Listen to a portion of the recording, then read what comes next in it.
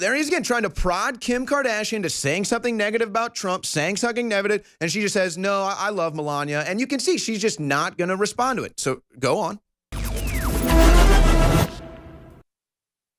All right, I really do have not too much news, but some interesting news I need to get to, including something that was just handed to me, which is funny that my producer hands this to me because it actually goes against the narrative that I wanted to talk about today.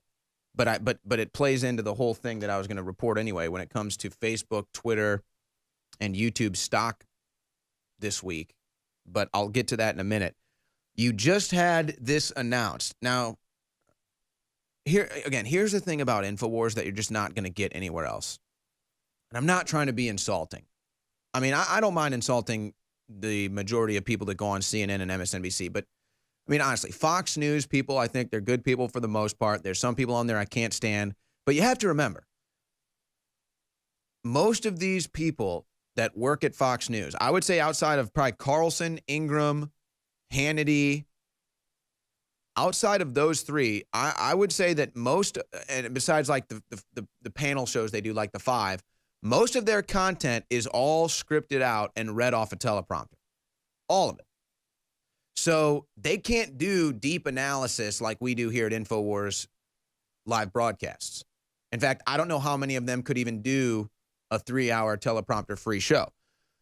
So you don't get the little details that they overlook because they seem minute, but they don't understand how important they are. For example, they just announced that the jury has been selected for the Manafort trial.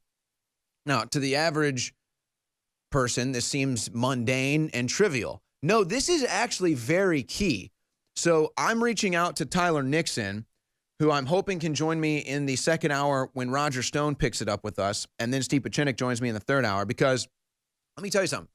The jury selection for this Manafort trial could be the key to either shutting it down or, but I don't see how this is possible but you know what? I'm going to wait and I'm going to get into this with Tyler Nixon because he's the expert on this. So hopefully he can get into this with me today. Now, I'll get to the violence or potential violence that we may be facing this weekend when it comes to the protest in Portland. And I find it ridiculous how they want to blame InfoWars or Trump supporters for violence when now Antifa is talking about bringing guns for a direct confrontation at the pro-Trump rally. Look, man, we're all Americans here. I don't think you really want to pull the trigger. I don't know what kind of high or rise you get out of this, but just be smart, okay? Whatever beef you have in life, you can beat it. Whatever struggle you're going through, you can persevere, but only if you believe. If you dress up like some Nazi thug and put on a black mask and carry a gun around and stand around on Portland for a couple hours because that's your symbolic victory, well, you're never going to be fulfilled. You have to go through the fiery crucible of life and to actually suffer and struggle to earn success.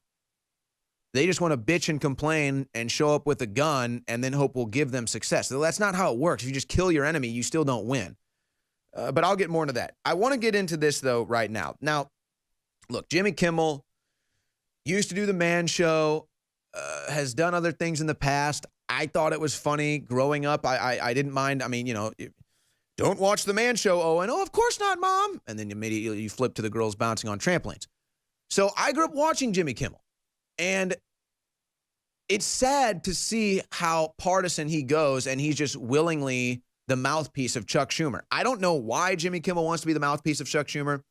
I don't know if Jimmy Kimmel thinks it's funny when he makes jokes about killing Alex Jones or making fun of Alex Jones, but he's clearly gone full partisan to Democrats. Whether that's his true beliefs or he's just sold out or whatever it is, that's where he's at. So Kim Kardashian goes on Jimmy Kimmel last night. And look, Kim Kardashian, for me, has been a punching bag as a broadcaster for the sheeple. And the more I look into it, I mean, I guess it's not even her fault. I mean, she's honestly smart for taking advantage of who she is and what she looks like and the brain-dead Americans that'll slop up anything that she puts her name on. So really, she's that smart. But here's Jimmy Kimmel trying to push Kim Kardashian last night on the show. Again, now I'm thinking she's smarter than she looks or appears, and then you'll hear some other audio that makes you think, well, maybe she's not. But I'm going to try to play this uninterrupted, and then we'll come back to it. So listen to Jimmy Kimmel last night trying to push Kim Kardashian to say something anti-Trump, and she didn't do it. You did something remarkable. You actually got something done in Washington, D.C., which is remarkable. You went to visit... Pause it right there. Yeah. Because Trump hasn't gotten anything done in D.C., just record everything. He just rewritten the record books. But Kim, you got something done in D.C. that never happens. No, except for Trump. That's the point. It's Trump. It's not Kim Kardashian that's getting things done in Washington. It's Donald frickin' Trump. Go back. United States. How did this happen? How did it get to that point?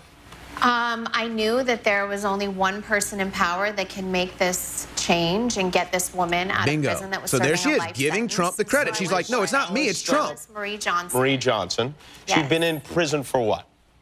For a non-violent first-time drug offense. How long had she been in? And Trump got her out. 22 years. 22 you think the left would be celebrating this? Starstruck from the Oval Office, and the first thing I say in our meeting. Now here's Kim Kardashian. Holy we're in the Oval Office. That's what I said to him. That was the first thing I said. And I had to take a moment to be like, wait, we're really here. Yeah, especially weird that he's there, right? Oh, yeah, right, yeah. I'm very grateful, and I'm very hopeful that more good things are going to come out. So pause it right there. So there he is again. And there's other things. I had to cut this up for time, but there he is again. Oh, yeah, trying to diss Trump. And she's like, hey, I'm not going there. I'm grateful. Go, roll it on. Do you have a list now of people that you might ask him to release from prison? I do. I've been working on it. Is Melania on it? That would be nice. I love Melania. I know, that's why we love Melania. She needs to be pause it right there. So there he is again. There he is again. There he is again, trying to prod Kim Kardashian to saying something negative about Trump, saying something negative, and she just says, no, I love Melania. And you can see she's just not going to respond to it. So go on. For that. And I know that you're not necessarily a Trump supporter. I know your husband, Kanye, seems to like him a lot. Does he still like him? Yeah, I think he really, yeah.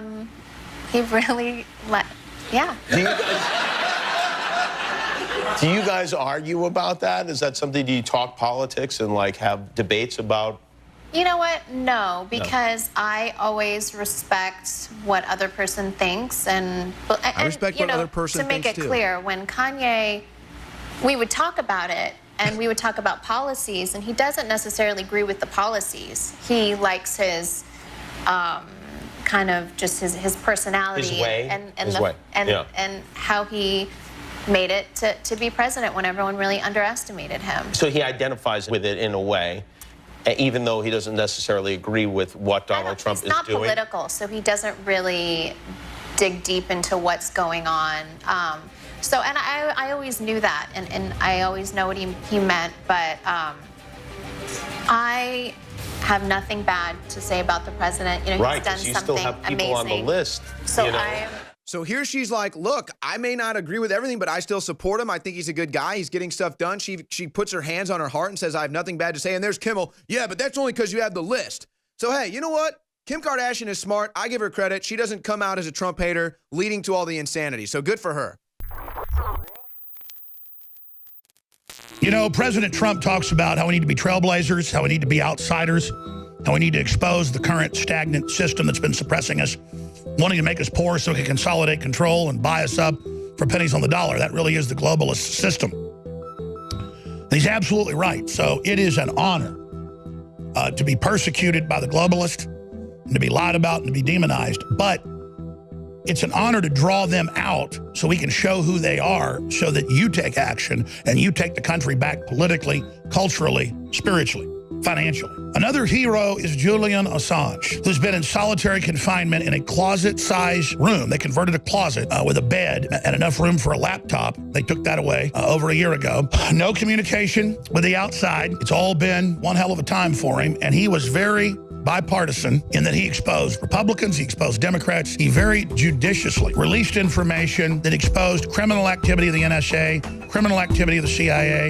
illegal spying on Congress, illegal spying on Trump, illegal spying on me, but they had my home number, my old cell, my new cell, and my office line, and they had Donald Trump's Mar-a-Lago private apartment number that I had. Total proof of Obama spying on Trump and yours truly a decade ago. Ladies and gentlemen, this is the real deal. And America's had freedom so long, people don't recognize real tyranny when it hits them right between the eyes. But everyone needs to go to Infowars.com. The article is right up there at the top of the page, red link. Petition to Trump, pardon Julian Assange. And we go over the fact that he engaged in regular journalistic activity and did a wonderful job being advised by top journalism professors around the world, and that he was very, very fair about what he did, and that you need to send the message that he's a hero. Now, I know they claim he's a Russian agent with no evidence and all the rest of that garbage, even though they've released stuff on Russia and Israel as well, and China. But it doesn't matter. It's the right thing to do. And you wouldn't have gotten elected without Drudge. You wouldn't have gotten elected without what you've done, obviously. You can't say it's any one person, but without any of us together, it wouldn't have happened. So we need the president to pardon Julian Assange. And you said in a speech,